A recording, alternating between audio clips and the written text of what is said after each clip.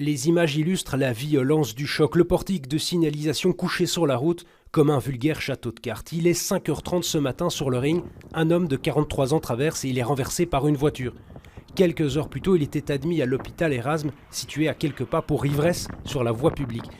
Après l'accident, le véhicule, lui, continue sa course et percute le portique qui s'effondre sur l'autoroute.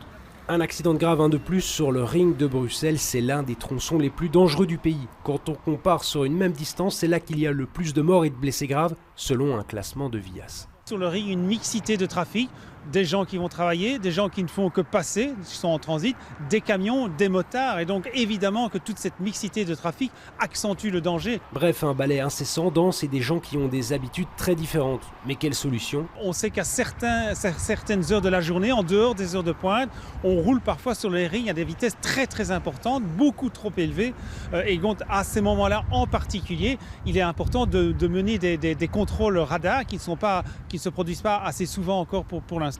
Et si des points noirs subsistent, il faut des radars tronçons.